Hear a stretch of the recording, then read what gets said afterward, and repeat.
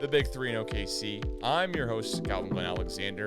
And as always, I'm joined by Joel DeNicolo, which to be clear with everyone who watched and listened to the podcast, etc., I know how to pronounce Joel's name correctly. I was trying to make a joke last week, and I even stuttered on making the joke, so that's why I couldn't figure it out. But that's why I said Joe instead of Joel, and etc. Shout out to News 9 there. But nonetheless, it's kind of we're playing the big two here. We're kind of, playing a little bit of Russell Westbrook and Andre Robertson for 2017, the two top leading scorers from that team, or as I'm sure you'd put it, Joel, AD and LeBron, or LeBron and D-Wade, or whatever, because we're missing Walter and Zev this week. We couldn't get either of those guys with family obligations, work, all type of stuff going on too. So, anyways, is that what Walter told you? Family obligations? Because he said he came in with the religious reasons, and you know what? I'm going to leave it at that. I'm not going to keep pressing. Fair enough. Can't argue that. Yeah. Can't argue that. Although he did say that he wanted to do his power rankings for barbecue sauces, and he was rejected. So I don't know. Religion, family, barbecue sauce, power rankings, whatever it is, he's definitely upset. Hopefully we get to see him next week. Walter also thinks that I really don't like the power rankings. And to be clear here, I love the power rankings. They just go in a completely different direction than I ever think they will. So definitely brings home the term out there in left field for sure. That's Walter in his power rankings, but you gotta love it. Not gonna lie. I might appear agitated, upset, pissed off when he does them, but way deep down, I might chuckle a little bit here and there about him. I do chuckle. Again, did not know we were going to include the milk, kind of variety of the cereal power ranking. It's not even going as far as milk, but I do chuckle. So, anyways, that being said, we are going to fix the team tonight. We're going to talk about which NBA Hall of Fame center would do best in today's game. We're talking about the buyout players, and then if we have time at the end, we're going to talk about updated Lakers playoff predictions and updated Thunder. Walter, I would say playoff predictions, but let's be honest here. Updated Thunder Tankathon.com predictions. So, that being said, Joel, I want to ask you, how do we fix the NBA Pelicans? Because I was sitting around today, going through, making the outline, whatever, and I was going, you know what? We haven't talked about a team that's like on playoff contention. We've talked about the Kings. Talked about the Timber Pups, there's what I called them the Princes. I had kind of the off name for each of them, but we haven't talked about a team that's like on like in the playoffs, right? And I was like, oh, you know what? How are the Pelicans doing? Oh, they're in 12th place, and they traded JJ Redick, who's been put in the news recently. He has his own podcast where he put it out there in his own self that he didn't appreciate the way that the Pelicans were doing things with his contract, and he demanded to trade in like November or something crazy or whatever too. So, yeah, I was listening to that actually earlier today. The little snippet, about 15-minute snippet on that, and his trade request or trade demands, however you want to put it. It had some good reasoning behind it. It's not like a typical, hey, I'm not getting the minutes, or hey, we're not winning. Right. It was, hey, my kid started school in Brooklyn, and I am nowhere near Brooklyn, sitting here in Louisiana. And now that we're not really winning, or we're not looking as great as maybe we thought we were, now kind of the combination that I want to see my family. I can get down with that. I'm huge on family. I'm huge on hanging out with my son, my wife, and all that. So I can get down with that, and I feel like there's a lot of truth to that. He had mentioned, obviously, having the pandemic obviously throwing everything off, and was unsure of when the season was going to start, if it was going to be Christmas Day, before or later, I can get down with that. So I actually kind of felt for him. I can understand that one, and it sounded like you put his trust in the Pelicans executive level and management, and and then he sure enough found out that he got traded to a city further away than New Orleans is to Brooklyn, and that's in Dallas, Texas. So I love the open honesty out of his podcast, especially with him being a current NBA player. I really dig and respect that. So yeah, definitely feel for him. Sounds like he's still rehabbing his heel injury, and doesn't have a set date of when he's actually going to put a Mavericks uniform on. But he was honest as could be. So he kind of shed a little light that can't trust the New Orleans Pelicans management. Yeah, and I also want to say here, too, like, on one hand, I go, okay, you're an NBA player. You should be able to pick and choose exactly which teams you want to go to or whatever. On the other hand, which I got to say, there's all these guys who are in the NBA buyout market, right? Who are just getting bought out, and teams are doing goodwill with them because they want to do goodwill with the agents, etc. You would figure that the Pelicans would look at it and go, okay, JJ Redick, listen, I don't know if he's a Hall of Famer or not, but the only year he hasn't made the playoffs is his first year with the Pelicans. So that clearly the Pelicans, you got to go, we got to get to it, right? We got to get kind of crack-a-lackin', so to speak.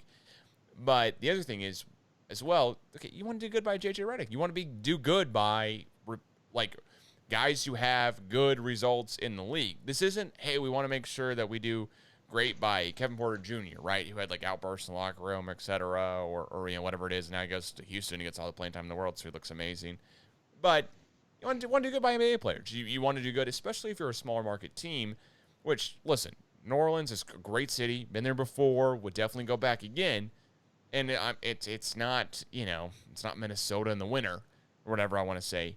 But at the same point, you're not LA or New York, and you kind of got to make sure you do everything right. You got to have all your ducks in a row, etc. So you'd figure they want to do every single thing right that they could by JJ Redick, and so it's a little weird to hear that they didn't. On the other hand, what Richard Jefferson said, hey, all this is great, but we don't care because he's not a superstar. That's, Richard Jefferson. He's not an all-star. He's not whatever. We don't care. I got to kind of push back on that a little bit, too, because well, we do care because this dude has a podcast who talks about his stuff openly every single day. It's listened to by hundreds of thousands of people. That's not hyperbole. There are 100,000 people at least that listen to his podcast on YouTube. We're pretty close to that, right? We're just under that. We're at second place. Yeah, we're second place. Right? Yeah, second place. We got all the video podcasting stuff 75,000? Yeah. We're getting the subscriber count out there. We're getting close to 12 subscribers, whatever. We had 14 views the last podcast, as I remember. No. JJ Redick, I don't know why it's the old man in the 3. Feels like both of you guys are still under 40, so I don't know how you're calling either of you guys old. If you are, then I'm not that far away from being old as a 27-year-old, so hopefully it's wrong. But with all this being said here, I know the Pelicans have issues, right? They have issues in the front office. They had the trade for Brandon Ingram. That still netted them a ton of picks from the Lakers and, all this type of stuff because they traded away Anthony Davis with still 1 year left on his contract. You as a Lakers fan, I'm sure would do that trade 1,000 times over. But the Pelicans bring in Stan Van Gundy, right? This is his first season, I want to say, with him. And it's supposed to be, let's get a bunch of defense in there. Let's get all type of stuff. Well, all right, Zion Williamson looks a little bit better on defense effort-wise than he did earlier on in the season and last year. Great. But they also have just a weird lineup. They have Steven Adams they're paying a ton of money to. They have Eric Bledsoe, ton of money to him as well. I think it's $100 million plus combined with those two guys alone. And then, of course, Drew Holiday, they kind of trade him for granted. They get some picks back and get some stuff for him back too. But I think I'd rather have Drew Holiday versus Eric Bledsoe. I think everyone would agree with that, even with the picks. And you have now the top rookie in the league. I don't know how we rank Zion exactly just yet, but he seems like he has an unstoppable quality. So if I'm the Pelicans, if you finish 12th in the league, right, 12th in the Western Conference, that's an issue. I think if you're a spot below the Kings, a spot ahead of the Kings, that all of a sudden becomes a real big issue because you're paying a lot of guys a lot of money. You have Zion. So it's go time, right? This is no longer we'll see, okay. And this isn't the Kings where it's all right, we got De'Aaron Fox and Tyrese Halliburton, we need one more. This isn't that situation. This is, hey, we got Zion, let's run, right? Let's go. It's go time, let's run it. So I'll ask you first here. Would you do anything about the coaching situation for Stan Van Gundy? Or do you just go, you know what, that's not the biggest issue? What do you think the larger issue is with the Pelicans? I don't think it's the biggest issue, but I do think it is an issue. Again, obviously, you've got JJ Redick, shed a little light on that as well. Speaking of what you already mentioned, as far as being a defensive-minded coach, obviously he's in there for the first. Oh, you still there? Yeah, still here. Internet cut out for half a second. We're good. And then obviously bringing in Steven Adams, a part of the Drew Holiday trade, was kind of a unique swap there. Steven Adams, I'm not too high on, especially with that. I know he signed that contract a few years ago, but bringing him and pairing him up right next to Zion, as soon as I heard that, I was like, yeah, that's not a great move, especially in today's NBA, getting two guys that are not going to be able to stretch the floor out at all. I know Zion will shoot a few threes here and there, but definitely not in his repertoire yet. Obviously, Steven Adams doesn't shoot threes at all. So that was the first kind of curious move that kind of registered with me. Lonzo Ball seemed like obviously he was mentioned in every single trade rumor this season. Of course, New Orleans decided to stick with him. I think there's some, in my opinion, some false confidence there of Lonzo Ball. I think he'd mentioned, hey, they didn't trade me, so I want to be here type of comments. I think he's out of there in this upcoming offseason because you got to feel some type of way when when you're starting alongside Eric Bledsoe, 31-year-old aging guard still. I think he has a couple years left on his contract as well. It doesn't have a healthy build just yet. You got a lot of young guys, obviously with Zion and Jackson Hayes. I really like his game. Fits good role player.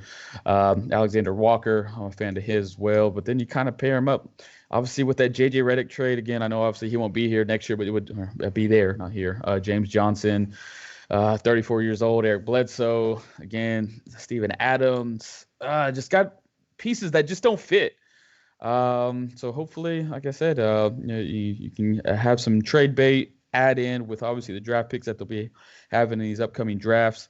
Of course, we all know, I haven't mentioned yet, Brandon Ingram, locked in with $158 million guaranteed, amidst his big contract that he signed back in November, 5-year contract. So, of course, they got, in my opinion, two building around pieces with Brandon Ingram and Zion Williamson. But, man, I feel like they hopefully will learn from this year. I don't anticipate them making major strides. Obviously, their trade, even though, JD had missed, X amount of games, traded him while he was injured, bringing James Johnson, that's not a, improvement at all. So I'd imagine that they will be left out of this year's playoffs, being in that category of being probably one of the biggest disappointments of teams that are projected not to make the playoffs. I think everybody else is kind of lined up as expected for the most part, other than the Pelicans. So yeah, got to get some pieces in there that fit because I don't like any of it. I want Lonzo out of there. I want Steve Adams out of there. I'll give Stan another year. Again, he inherited some of this, so I'm not big on firing a coach after 1 year unless it's just an uproar with the players. So yeah, let's build around Zion. And Brandon Ingram, getting in a better point guard play and getting a more versatile center in there. Yeah, for me, I completely agree. You need somebody who can play center alongside Zion. You need somebody who can be that last rim protector, the last rim stuff or whatever. But Steven Adams, I think Steven Adams' time in the NBA, unfortunately, is just not with this team. I think Steven Adams would be an amazing dominant force with the Brooklyn Nets or whatever, right? He's just not cheap enough because the Nets don't need him to play any offense. They've got all the offense in the world. They just literally need some dude to get some rebounds and just be there to basically just slow down, Anthony Davis / LeBron / Giannis / whoever as they drive to the rim. That's all they need in the Nets. And instead, the Pelicans, they need to make sure Steven Adams gets out of the way on offense so Zion can drive to the rim. And so when I look at all the standings here as you just laid them out, the two things I think of when it comes to the Pelicans is that they need Greg Popovich to retire. They really, really do. Because the Spurs should not still be 3 games over 500 and still be this good without LaMarcus Aldridge, who, hey, you got his first buckets in the Nets uniform tonight. Shout out on Thursday, April 1st. It's April Fool's Day, but not from LaMarcus Aldridge. And the other thing too is that if you're one of the play-in teams, right, you're the 9 or 10th seed is what I'm going with in the Western Conference. They're not separated by a huge deal from the Pelicans right now. It's 9th seed Golden State Warriors is 13.5 games back. Pelicans are 15 games back, so they're a game and a half within each other of the 9th versus the 12th seed. So it's not a huge disparity. And actually, the Thunder are 2.5 games, which is weird to say. But really, at the end of the day, the Pelicans need to just play a lot better basketball defensively and offensively. They need everything to go better. I mean, if I look at their splits just on the road, they're horrible compared to at home. Home, they're 2 games over 500. On the road, they're 7-14. They're half on, under 500. Over their last 10, they're, one game over 500. They're 6-4. So not only do the Pelicans need to win the games they should be winning, they also just got to play better on the road. And I think that comes from not having a lot of leadership in the locker room, I would guess. Granted, you and I can both agree on the one thing. I'm definitely not the NBA mindset guy as far as the playing goes. But I can speculate enough to go, you know what? Pelicans should not be 21-26 this far into the season. When the Kings are 22-26, when the Grizzlies are 22-23. But when you have, like, the Trailblazers, who didn't have CJ McCollum for a while during this season, like almost, I think, a month or more, well, the Trailblazers are still 29-18. Like, how does that happen? And I think there's a variety of factors. No one expected the Suns to really play this insanely great with Chris Paul, and I got to be one of the guys who said I did think they'd play insanely great because I was watching all the Thunder games last year. But then again, like, the Jazz, Suns, okay, those are two teams where, you know what? They don't have, like, the superstar. They don't have they have multiple All-Stars. The Jazz do, but they're Rudy Gobert and Donovan Mitchell, the last two All-Star draft picks between those teams, right? Clippers, Lakers, 110%. Nuggets, 110%. Trailblazers have been like 8th, almost year in, year out. It's odd to me that the Mavericks are 7th. But of all the top 8 teams that I look through, it's really just the Spurs that I think that the Pelicans could go up there and grab and kind of take out. But that also goes, okay, well, then I'm not counting the Warriors in the playoffs. In a normal year, they're in the playoffs every single year. I'm not counting the Grizzlies in the playoffs. So Pelicans got to get better. The Western Conference is stacked. We can say that 7,000 times. And I'm with you on the coach thing. All right, Stan Van Gundy, SVG, been there 1 year. I'm not going to say you got to go, right? Like, 1 year. 1 year is nothing in the NBA. So got to give you some more time. But the specific player that they should kind of trade for is, a different center. I just think they also just need to get a lot more shooting on that team. I think J.J. Redick shooting 36% wasn't great. And granted, it's an anomaly, et cetera, but they need like Jordan Clarkson or somebody out there. Somebody who could just come off the bench and just light it up or whatever and give them a different offensive firepower or change night to night. But they almost need somebody who can just play off Zion extremely well. I think Lonzo Ball can play an extremely good point guard alongside Zion because he doesn't need the ball in his hands the entire time. Almost every other point guard in the league needs the ball in his hands all the time to be playing good. I mean, Damian Lillard would be the worst guy to play alongside Zion for that reason alone. That's because Damian Lillard also doesn't play insanely great defense. His offense completely outshines his defense, of course, and that's what you play with. But new coach, I go, not yet. Player to trade for, I think there's got to be trading for shooting. You got to play Zion as like a hybrid, like 4-5. He plays a kind of the 5-ish on offense. He plays a 4-ish on defense. Just because he is 6'7", and then pretty much roll with it from there. As far as my prediction of when I think they'll be good, right? If they have all this stuff in place. If they are able to trade for a guy who is better than Eric Bledsoe, right? I think Eric Bledsoe, in theory, 3 years ago would have been great for him. Right now, not so much. He's just a little bit too much out of it or out of his prime or whatever it may be. But I think like not a Shai Gilgeous-Alexander. I'm trying to think of maybe a Thunder player or somebody else that's around. But, I mean, to be honest, like, there's just not a lot of guys who are going to play insanely great next to Zion. So my prediction as far as when they can be top 4 in the playoffs with kind of difference in places, 5 years, maybe 3 years, maybe. I mean, it's such an up and down league where guys get injured and all types of stuff happens. But if everything works out how it is, I don't see the Pelicans being better than a collection of Nuggets, Suns, Jazz, or both LA teams in the next 3 seasons. I really don't. I mean, the Lakers and LeBron do not look like they're slowing down anytime soon, except for, granted, injuries aside. But, I figured all the injuries are going to work out with AD eventually. And they're going to work out really, really well when we have all fans in the stands, and they're not going to take their whole sweet time getting back, too. I mean, the second the Lakers drop out of the top 5 teams in the West, I think both LeBron and AD kind of come back quicker than not, right? So, I don't know. What do you think? Do you think there's a shot that the Pelicans can get top 4? Yeah.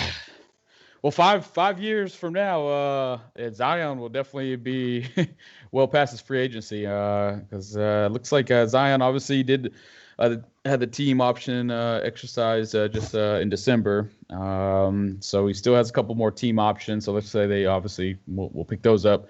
They got him till 2023, which is only 2 more seasons beyond this year. So.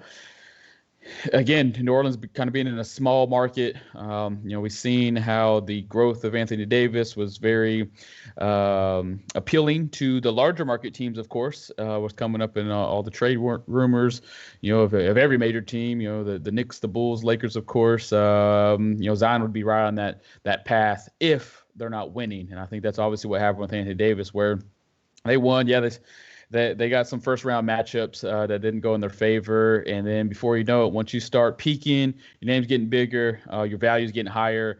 Then it's really crunch time to make something happen. So yeah, if you're projecting you give him 5 years, that might be without Zion because he might be elsewhere. So yeah, so Pelicans definitely, I feel like the pressure is on. As crazy as that sounds, with a team that is not in the playoffs right this second. Yeah, they got to make some moves. I know I was just refreshing their draft picks. They have a couple first rounders and a couple second rounders going into this year's draft, which obviously everybody's drooling over. Probably one of the biggest drafts in recent history. So maybe they can get lucky with a couple of those first rounders and, like I said, make some 2 or 3 offseason moves. Again, I'm not on the board of just getting rid of Stan just yet.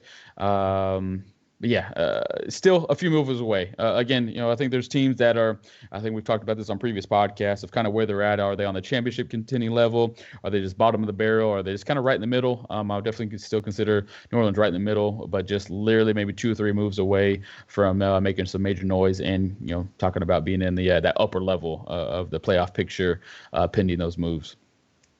Yeah, 110%. Now, I also think, look through their entire roster and look through the list.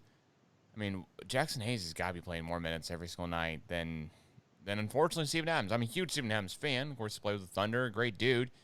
But at the end of the day, you're trying to win games, and I think you got to really give the progression and the playing time to Jackson Hayes to see if he can play extremely well or not. And hey, he was a 10th overall pick, if I remember correctly. So he's still a lottery pick, and he's got to get some more minutes in that lineup. I mean, if he's not playing great on defense, that's why you got Stan Van Gundy. If you're not playing great on offense, well, that's also why you got, that's why you got Zion. So you got to figure it out because a combination of Zion, Lonzo, and Eric Bledsoe is not going to be a playoff contender, on paper. But either Zion's got to up it where he's scoring 30 a night, or Pelicans got to make some more moves to help him out with rest of this roster. Because honestly, it's just a lot of this roster is just And I didn't even mention, of course, Brandon Ingram because I don't know. I don't know if he's the guy to play alongside Zion. I don't know if he is or not. It looks like kind of both of them need the ball in their hands, and they're both kind of play at least around the same height level position wise. Granted, they definitely play the position differently, but still, it's I guess a little odd to put it that way, but I'll try my best. So. Yeah, no, I mean, I think it works. Again, pending those other pieces. Brandon Ingram is a guy that you can give the ball to.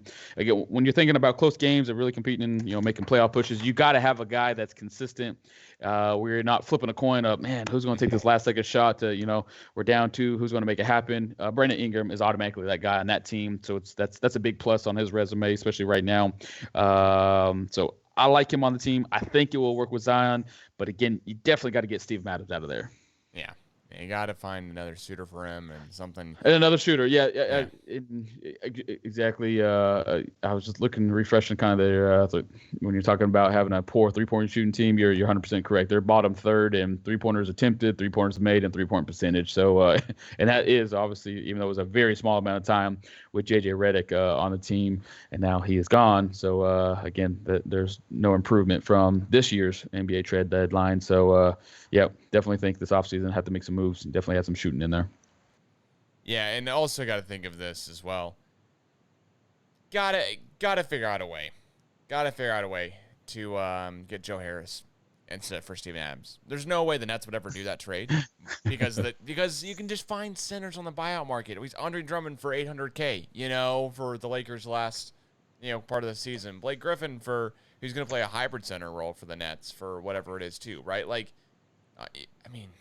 Andre Drummond, man, just too many of these guys are on the buyout market available. But with all the centers being said, which Hall of Fame center, and this is just kind of a question I had here because I was curious about it, is we talk about all the centers, the typical centers phasing out of the NBA, right? Like Anthony Davis, I think, would not play a center in 2000. In 2000, he'd be power forward for sure, the way he can shoot the ball and handle it, etc.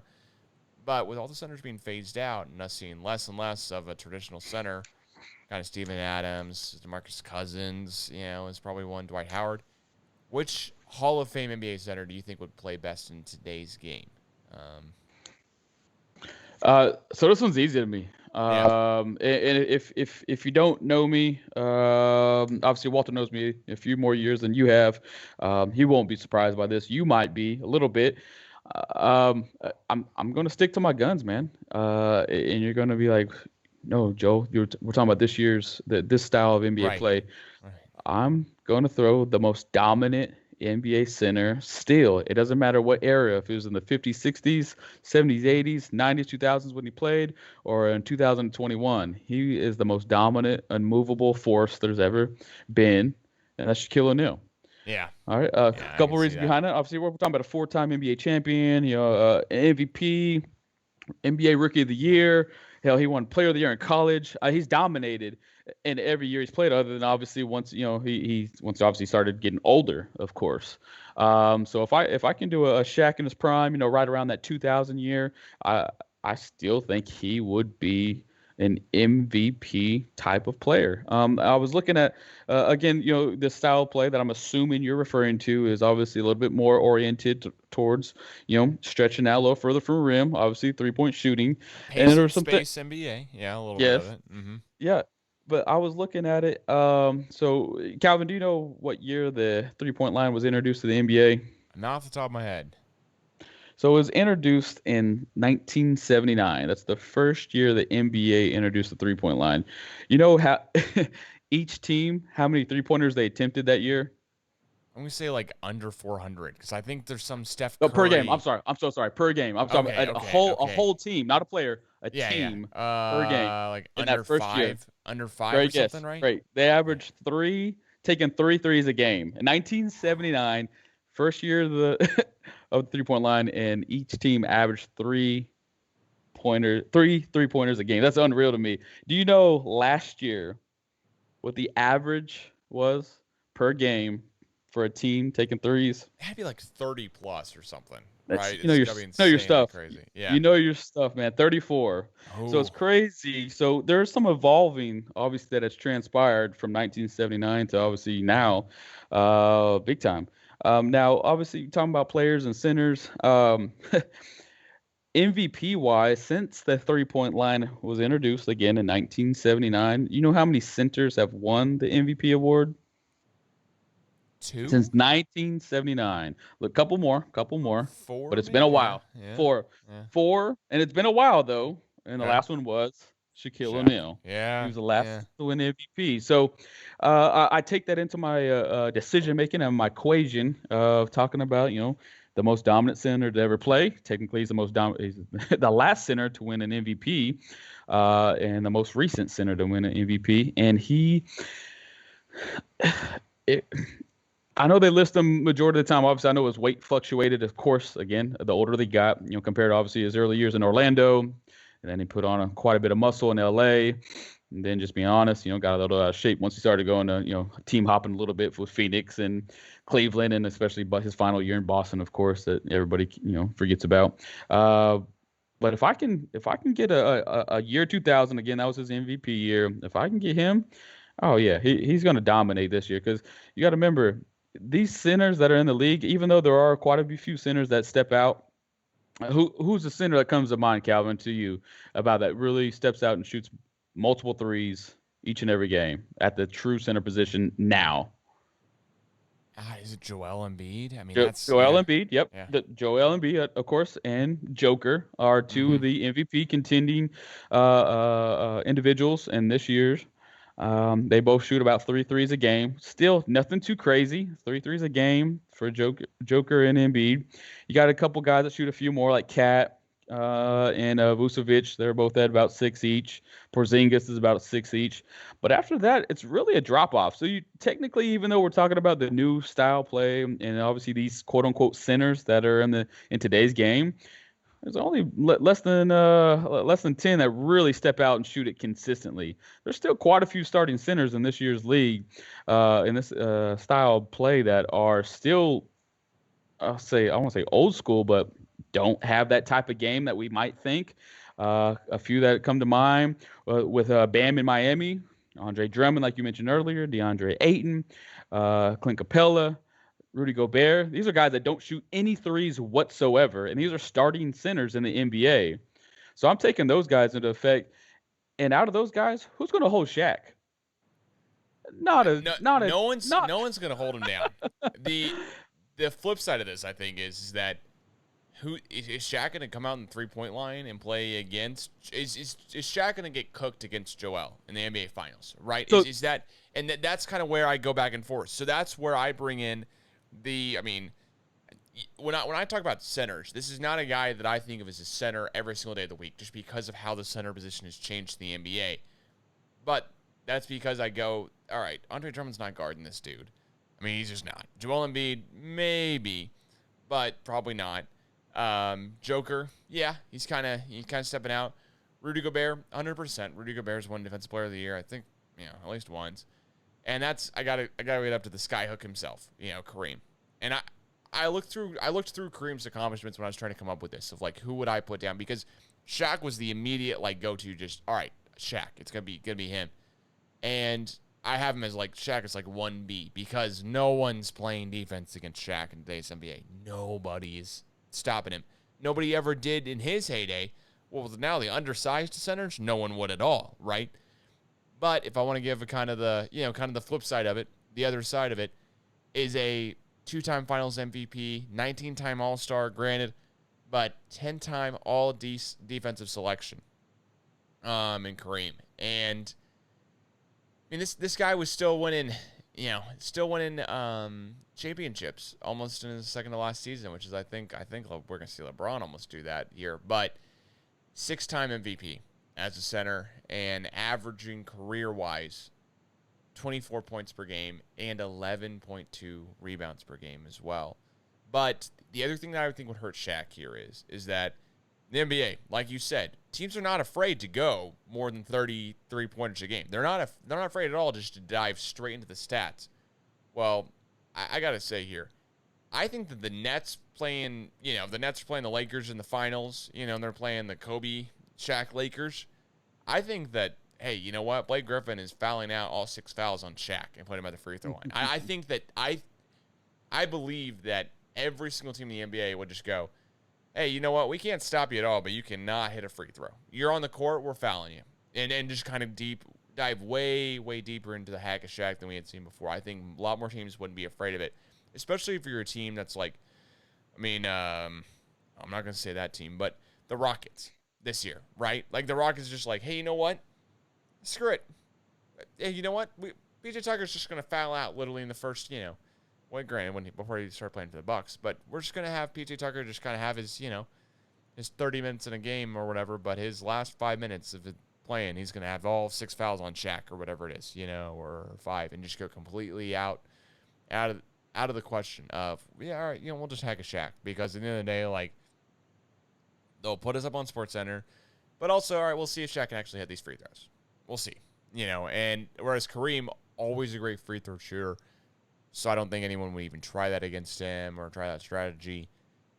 And the defensive thing is something I really didn't know about Kareem before looking into him, because I always know, the league leader in points, 38,000 points, granted an amazing career of, I said 19-time All-Star.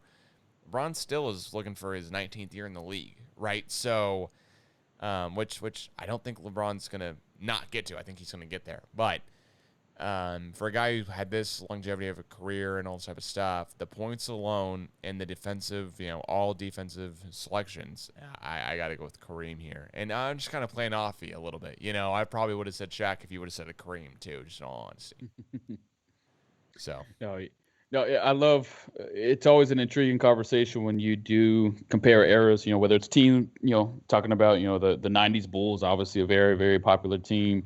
Talking about playing, the Showtime Lakers, obviously the Warriors. Here just a few years ago, any of the LeBron teams. It's always fun, very entertaining conversation when you talking about different eras, different style play. Because also something to consider is obviously the rules and the way the way they ref the games now are night and day. So it seems like the older you get and you fall back on the era that you're most familiar with, obviously growing up with, you kind of take a pride in those eras. And when you're talking about comparing it to newer day, modernized basketball, you always kind of favor with the older styles. So again, I'll admit I'm biased, but I'm also real at the same time. I just don't see, as you mentioned, the size of these centers are smaller than what they were back then. I mean, outside of Embiid, Joker, and Drummond, those guys are all 280 plus. Everybody's a little twig out there compared to Shaq. I mean, you got guys out there, Bam at 250, Gobert 260, Clint Capella 250, DeAndre Ayton 250. I mean, he would just go to work. And yeah, the whole Hack-a-Shaq obviously theory, of course it was done. It wasn't done often, but it was done in certain scenarios. Would also slightly work out in Shaq's team's favor because, again, kind of going hand in hand with how basketball is played now is, of course, the generalization of, they just shoot more threes, but also there's a tempo and pace that is night and day. The scoring seems like every year the points per game per team is just going up and up and up because the pace is increasing. Well, if you're doing Hack-a-Shaq, you're kind of working out in the favor of Shaq's team because you're not getting able to go out and transition. You're getting that pace and that rhythm to some of these faster and quicker games out there. So, again, got to step up and hit the free throw line. But it's funny that you said the Rockets, trying to use that scheme out there. I remember back in a few years ago, it was the Rockets who had sent Andre. They did a hack of Drummond. Do you remember that? And they sent Drummond Drummond to the free throw line 36 times in one game. And guess what? The Rockets lost. So Hack-a-Shaq's easy to say, hey, that's a scheme, but it's not really used that often because a coach, one, has too much pride to really do that style, and two, it doesn't guarantee anything. Yeah, I think that's very true as well. I was kind of going with it of, okay, a team will just take a night off and they'll just go, you know what, we're just going to Hack-a-Shaq. We're going to go fully into the stats, see how this works out for one of our 72 games this season. But you're right as well. Like, it slowed the game down a lot. Definitely give everyone on the Lakers a chance to breathe for a second, as well as Shaq, right? So if he's having to run up and down the court, he's playing with all this, kind of this pace and space offense. Well, then all of a sudden he's at the free throw line. He gets a couple seconds to take a breather and, kind of, if he does miss the second free throw, well, he kind of gets to jog back down the court, right? He's already at the free throw line. He's not all the way into the basket. So, anyways, with all that being said here, there is a couple more questions here we have on the pod. And we've seen a lot of buyout guys. Bill Simmons' podcast covered it with Rajah Bell earlier this week. I was listening to that a little bit too, so that's kind of where this idea comes from of, man, okay, well, the Lakers just get Drummond. The Nets just get Griffin and DeMarcus Aldridge, right? Like, at some point, there's got to be a penalty for getting buyout guys. But right now, there's not. There's no penalty. Why would you not go get a buyout guy if you're the Lakers? You traded with the Pelicans, as I said before. Why would you not just go sign Drummond? Why would you go trade for a center? Hey, we got to trade or whatever. No. Just wait for the buyout market to hit and then go get that guy or whatever it is too, right? So with all this being said, there are plenty of buyout guys. Austin Rivers, buyout guy. Plenty of guys. Who do you think will have the biggest impact for their new team of these buyout guys here? Well, if you would ask this question yesterday compared to today, of course, the Laker fandom is going to come out of me strong, and that's going to be Andre Drummond. But of course, if anybody caught that Lakers Bucks game out in the Staples Center last night, he only got to get 14 minutes in before obviously went out with a toe injury. That's what I'm hearing is going to sidelined for at least a couple weeks at least. So I was really anticipating that it was going to be Andre Drummond having the biggest impact. And when the Lakers need him most, again, got the whole LeBron and AD being out at the same time. Not a set timeline just yet. Just weeks away is kind of what they're throwing out there. They're still holding steady right now. Obviously, it's the fourth seed in the West, so it's still not a red alert moment, but still, with it literally being weeks away now for not just LeBron, not just AD, but now we're throwing Drummond in there, who was, going to be the big man in the middle, our rim protector, our, grabbing all the boards, blocking all the shots, contesting all the shots, being or scoring inside. Now he's out. So, man, it's kind of a Andre Drummond with an asterisk on that, and we're on a couple week delay now on seeing what that impact is going to be. But I was going to say him, pre-injury, just because the need is there right now. The Lakers are going away from Marc Gasol. I don't even know if we're going to see Marc Gasol again. Just due to how bad, it was looking out there with Mark out there and how much we were needing a more athletic center. So still going to stick with Drummond. It's just going to be a delayed reaction on what that impact is going to be with Drummond and Kuzma and Dennis out there kind of leading the way for the Lakers and carrying us until we get the studs back. Yeah, and listen, I understand the Drummond idea, at least for sure, too. But I'm going to go with the guy who I think is going to be in the closing lineups for possibly finals games. Definitely Eastern Conference finals, my predictions, but probably finals games. And it's just a huge help to this team in an aspect that they do need help in, which is a bigger guy who can make some shots down at the end of the games, especially if one or two or possibly three other guys are dealing with injury issues. And that's Marcus Aldridge. I think really for the Nets, that's the guy that they needed. Blake Griffin will be helpful and valuable, and I go into that. And I'd much rather rep the guy from Oklahoma than the guy from Texas, even though he went to the wrong Oklahoma school. But all that being said, Aldridge has been able to play at an elite level. His defense has not been great at all this year. In fact, his defense was great in 2016, and since then it's really dropped off a curve. But the Nets are not going to be built on defense. We know this. We know the Nets are not going to be built on defense for pretty much as they exist right now. Kyrie, James Harden, and KD. KD's the best defender out of those three guys. Maybe Kyrie every so often. But Marcus Aldridge is going to be able to fill that void of KD not playing for a little bit. Let's see how much longer or when he comes back and how stable he is, all type of stuff. But Aldridge can get that scoring kind of points in. I know he's a little bit older, but as a buyout guy for the rest of the season, I think Aldridge will be the guy who makes a ton more of the I guess there's a ton more of the impact, really, because I don't think Blake Griffin's going to make a huge impact for the Nets. It's not going to be at least one that we're talking about every single night. It might be a couple of great dunks here and there, but that'll be it. The other buyout guys, I don't think I'm forgetting anyone too much, but like Austin Rivers, I think will play some for the Bucks, but he's not going to be their sixth man even. If he can be, great for them, but I don't think he's going to be huge. Whereas Aldridge plays like a hybrid center forward. He can hit some outside shots, but he's just he's averaging 13.5 points per game this season. His 3-point percentage average is closer to 37% than his 36% even. And I just think he's gonna be able to hit more shots and just really contribute to the team as far off as offensively goes than anything else. And then they'll put in Nick Claxton whenever they need the defensive help, too. So that's at least what I'm going with right now. Is I'm going with Marcus Aldridge. This team is such a weird team to look at the Nets, though, because I know almost all the names.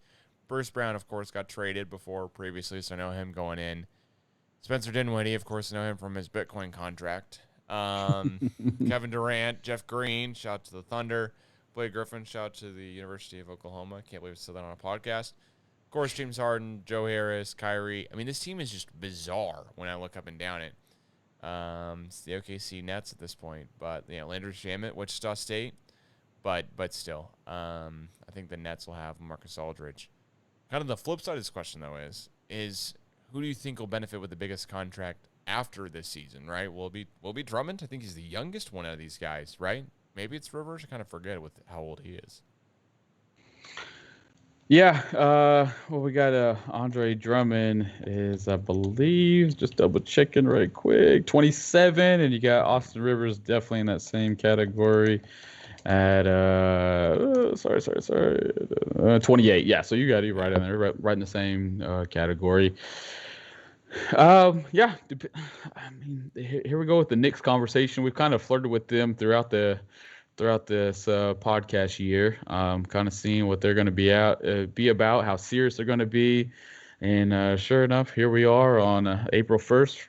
It's April Fool's Day, and man, it's fooling us all. They're still in the playoffs. If it was to start today with that sixth seed, with a 500 record of 24-24, I think they obviously were needing help at that position. So. And I don't think there's going to be anybody that's going to dump back up the money truck though to Austin Rivers as they would Andre Drummond. I just don't see that. Just the value, the impact, I think would be much heavier with Andre, whether it is with the Lakers or with another team. Potentially more likely with another team, based on this the contract situation's tied up in LA. We're just getting our hands tied pretty tight here. But yeah, I would definitely say again Andre Drummond for my second answer of the second question on this one. Definitely out of all the buyout guys, again obviously Blake Griffin, obviously, he looks better now as a net than he did in a Piston. However, it's kind of how the roles all play out. If he likes his role and a lesser role that was more favored to winning, then maybe the Nets do get a little generous. Again, I'm always leave the accounting questions to you and Walter when it comes to the finances of teams. But yeah, if I could answer that, I would say Drummond probably benefit the most. He's going to be obviously probably in the NBA Finals, and he's young. He's young, and he has a lot to offer.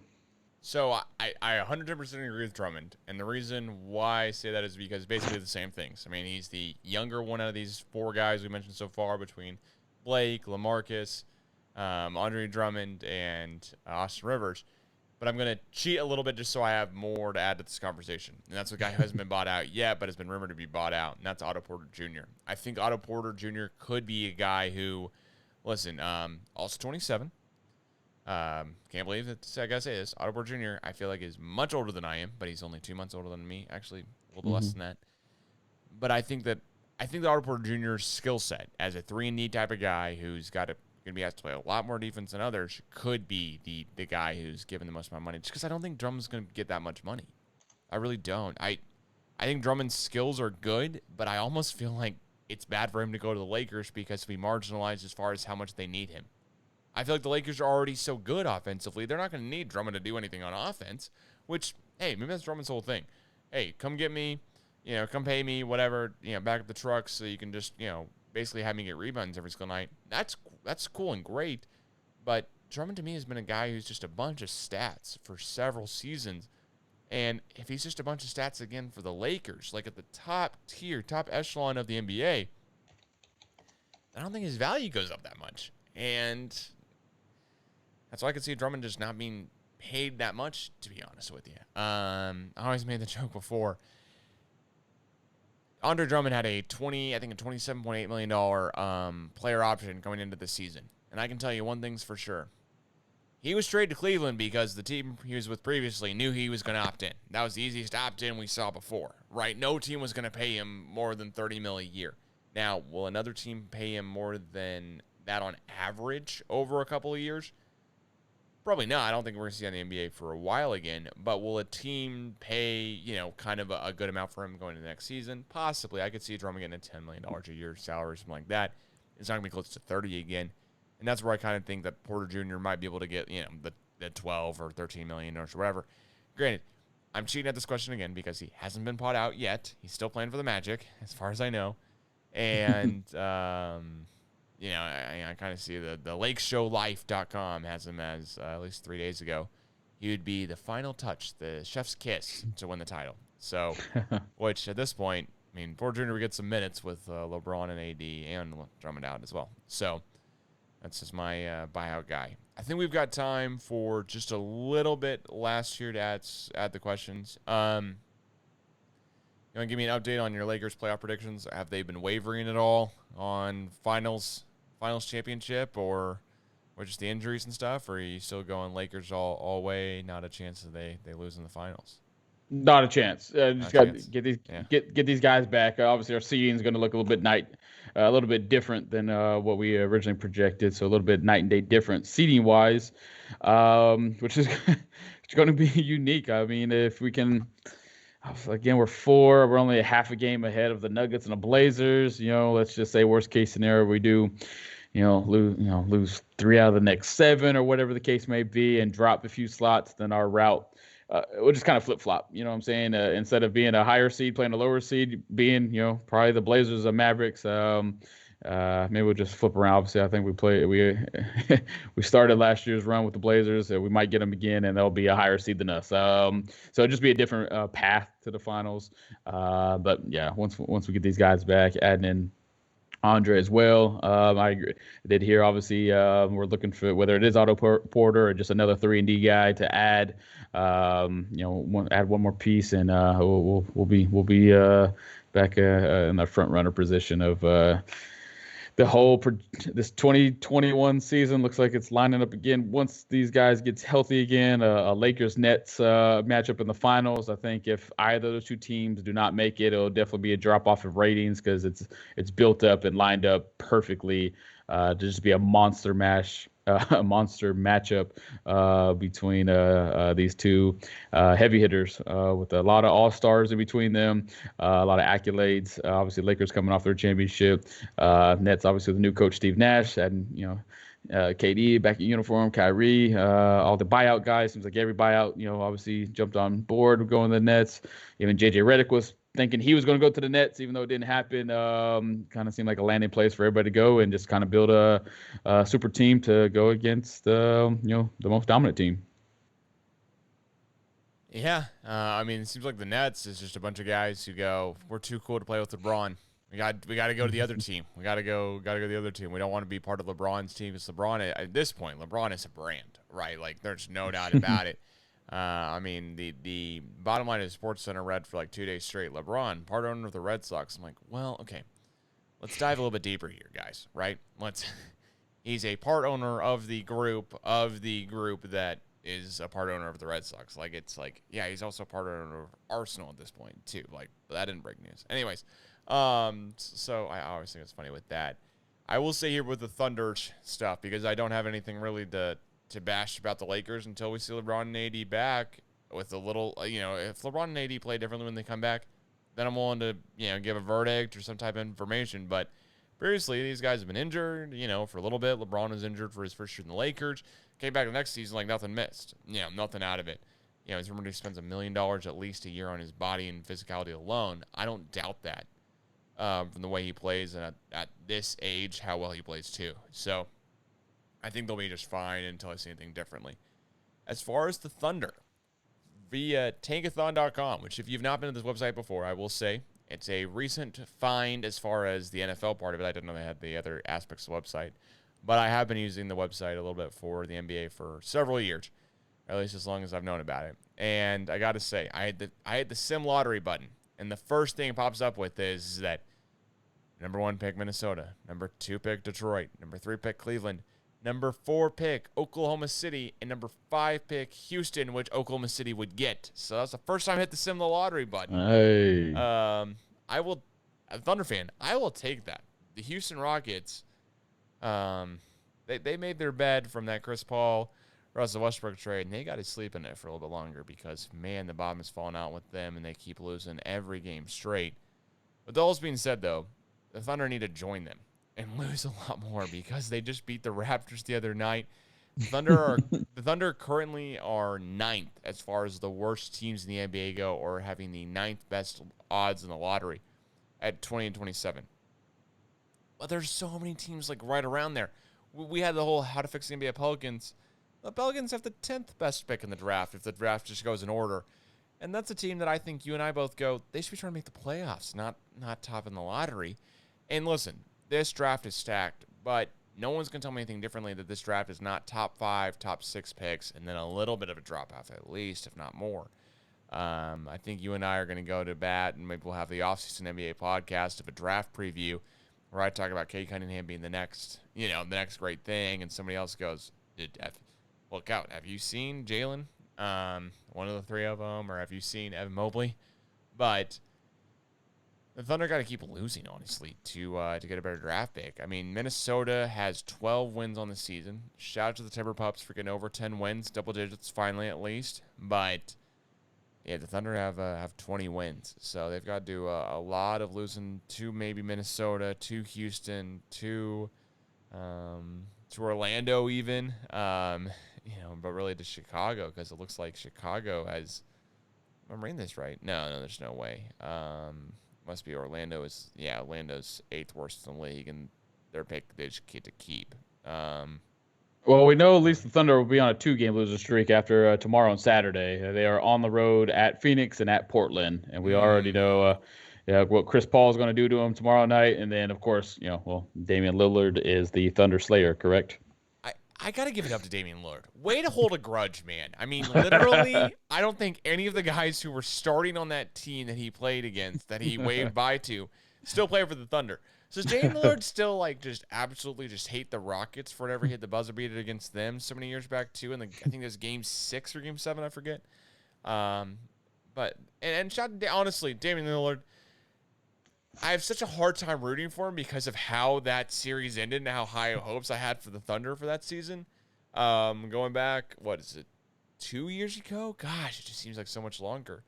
But yeah, I think it could only be 2 because I was out in San Diego at the time, and I graduated from college 3 years ago, so I wasn't living out in San Diego, before when I was still in college. So it had to be just 2 years ago. Maybe it's coming up on 3 this year. My math's off, but.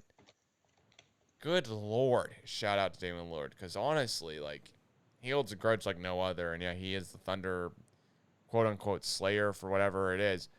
Also, I do want to say here, Walter would definitely be roasting Damian Lillard for this as well, as a fellow Thunder fan, at least, like myself here. Gotta say, Damian Lillard, you made a shoe, and I know we've talked about this before, you made a sneaker that is about your win over Oklahoma City. Which, you hit that shot over Paul George. It was a great shot, man. I cannot deny that it was a beautiful way to end the game and a playoff series and the Thunder's existence as a whole from that iteration. On the other hand, cool. You won, the first round of the playoffs, and you made a shoe. I would be making that shoe when it's, the backside of your career, not where you're still possibly in your prime. If he keeps playing this good, he's definitely in his prime. So, anyways, that's my little Damian Lillard rant for the day. But Thunder got at the end of the day, Thunder got to keep losing to get a better draft pick. They're 9th best draft odds right now. They just paid Moses Brown. He's not a two-way player anymore. Portland, what you doing, Damian Lillard? You couldn't keep Moses Brown. So, anyways, I don't know. That's it's just bizarre to me that the Thunder keep finding ways to win. I don't know if anyone else listens to a bunch of the Ringer podcasts as much as I do or not listening to this podcast here, but I listen to a bunch of the Ryan Russillo and Bill Simmons stuff. And the one thing Russillo said before, which I will repeat because it is odd to me too, is how many times the Thunder keep winning these games when they just should not be winning these games. That is bizarre. Walter's talking about their playoff aspirations. I don't know why I'd say they could make the playoffs just because they're not that far out of it right now and because it looks like they keep trying to win. So, nonetheless, that's all I have to say about the Thunder playoff odds. They're 4-6 over the last 10. You can't have almost at 500 less than games. So, all kind of in my little Thunder rant with there.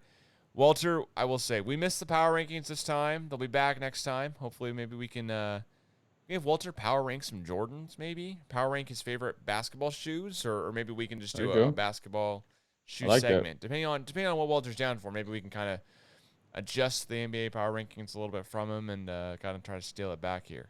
Take it back for Calvin and Joel for a minute or two. We'll see. But man, we'll get Walt back next week. At some point, Zev will join you on a podcast as well. So I hope so. We'll see. I hope so. Then we get all 4 of it. Man, that'd be a lot of fun getting all 4 of us together and Again, I haven't personally met Zev. Obviously, I know he filled in for multiple weeks and did a great job. But yeah, looking forward to this, get us all four together. Looking forward to Walter coming back. I know he provides a strong comic relief. Yeah, he also takes shots very well. Because yeah, I like to go at Walter, and I think it provides good entertainment. Yeah, and I will say this as well. Whenever we end like kind of closer to the end of the podcast, then that's when the power rankings just kind of fall off because I'm just tired at that point, and I'm just kind of just loopy myself. So I'm just making fun of Walter for whatever I can, grasping at straws, because I'm out of it. So I don't know. With all that being said, please go follow at the CGA Tour on Twitter and Instagram, and keep up to date with the latest news and notes, the latest episode of the podcast. We now have the video, so if you are watching the podcast, thank you so much for doing that on YouTube. But if you're listening to the podcast and you want to see Joel's beautiful face and my beautiful face as well as kind of an upshot of Walter's face for the last episode of the podcast. Get a little ceiling in there. Yeah, get a little ceiling energy in there. Get a little of Walter didn't know we were recording via video, even though I said, hey, it's recorded on video, and then he was on Skype recording on video. Either way. Oh, hey, Calvin, real quick. April 23rd, 2019. That was the shot. That was the shot to put him at the 50-point, 3-point. Cap him off a 50-point effort, man. 50-point effort to send the Thunder. Sorry. It did April 23rd, 2019. You're right. 2 years ago. Oh, my God. Less than 2 years ago. How? The whole league has changed. Paul George is running a different team. Russell Westbrook's been on you want to know who's on the court? Teams. Yeah, go for it. Paul George, Westbrook. You had Terrence Ferguson out there, Dennis Schroeder, and then you had Jeremy Grant out there. So you are correct. There is nobody left. None of those guys still play for the Thunder. In fact, one of those guys played for two different teams. T. Ferg and Westbrook, actually, too. Hey, Westbrook. Yeah, I was going to say, yep, Terrence Ferguson just recently moved. Yeah, I think T. Ferg might have been waived, too. I feel bad for him. But, anyways, with all being said, thanks for the heads up, Joel. I'll be April 23rd will be the date Damian Lillard, waves by at the Thunder again or whatever, and Thunder Twitter goes nuts. But, oh well. I'll have a big sigh of depressing relief that day. We have to change the podcast date to that. We have to do it's a Friday of this year. We got to push our podcast to that night. I got to, for Walter's sake. We got to make it happen. Maybe that's the in-person podcast. We can just go, Damian Lillard, at the time, did you know by waving by to the Thunder, you were really waving hello to Carmelo Anthony? Hey, see, no one saw that coming. All right? I mean, you waved by to Melo on the Thunder. You said hello to him on the Blazers with all in one fell swoop of a shot. So, would Damian Lillard still hit the shot if he knew Carmelo Anthony would join him? I don't know. Probably, right? I think he's only been an addition to the team. For sure. Yeah. For sure.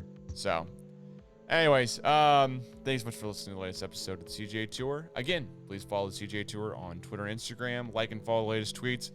Come follow us on YouTube. It's over on my YouTube channel here, so I'll have to just keep tweeting out the link because I think it's The Venue on YouTube, which is a website that was in production and it still is in production. So, with all that being said, thanks so much for listening, and we'll catch you guys again soon.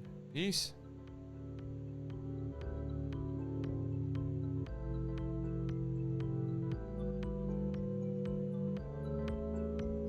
Still one of the best memes ever. The straight face. Everybody's going crazy.